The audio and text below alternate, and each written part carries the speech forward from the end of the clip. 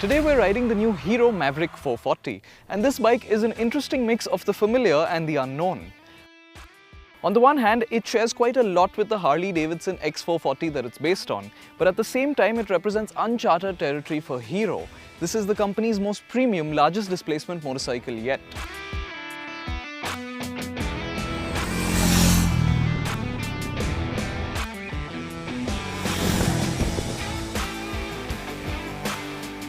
Starting with the familiar, you've got the same air oil-cooled 440cc single-cylinder engine as on the Harley, and so you've got quite a similar riding experience as well. There's a lovely wide spread of torque all across the rev range, and you'll really enjoy picking it up at low RPMs and surfing that wave all the way to the top. There is a slight hesitation at wide open throttle at about 2000 RPM, and peak torque is down from 38 to 36 Nm on this bike. Both of these are things that you'll feel from the saddle, but they're not likely to make a big impact on your ride. What might though are the vibrations.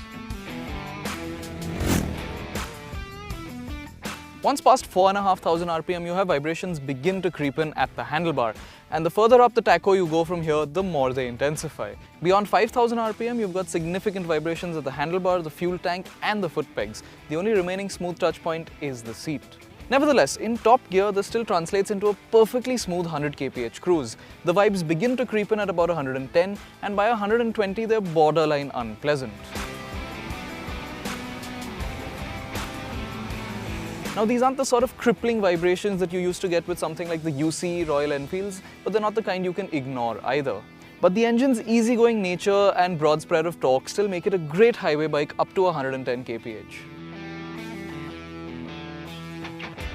We've already had quite a bit of content up from when this bike was first revealed, and a lot of people online seem to be upset by the fact that it gets a conventional telescopic fork, unlike the upside-down unit you see on the Harley X440.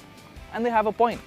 After all, Hero's smaller, cheaper Extreme 160R gets a lovely golden upside-down fork.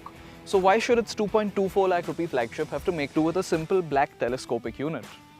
Bragging rights aside though, the actual performance of the suspension setup and the chassis package here is excellent.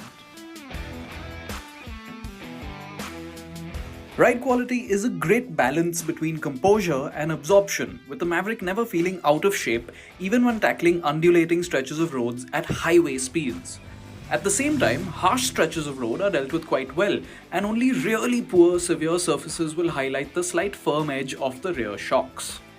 The Mavrick also feels far more manageable than its 187 kilo curb weight would suggest, and it's a predictable and easy handler too. Despite this, it does still feel like a substantial motorcycle from the saddle. You're faced with a nice wide handlebar, and a sizable fuel tank sits between your legs. Room on the well-padded seat is in generous supply, and your legs are placed comfortably too. Overall, the Mavrick seats you in an upright and neutral position, and you should have no problem spending long hours in the saddle. The fork isn't the only area where Hero has cut costs. To position the Mavrick below the X440 and have it start at this 1.99 lakh rupee price tag, Hero has replaced the color TFT instrumentation with this simpler LCD display. Nevertheless, the Mavrick is still quite a feature-rich motorcycle and ticks many of the right boxes. All three variants get Bluetooth connectivity, all LED lighting, a USB charger and dual-channel ABS as standard. Finally, the Mavrick is offered in three variants. That wow 1.99 lakh rupee starting price is for the base variant with wire spoke wheels, which you want to avoid. The mid variant brings in the convenience of alloys and comes in two great colors priced at 2.14 lakh rupees. And if you want eSIM connectivity and all the features that come with it, you go for the top variant at 2.24 lakh rupees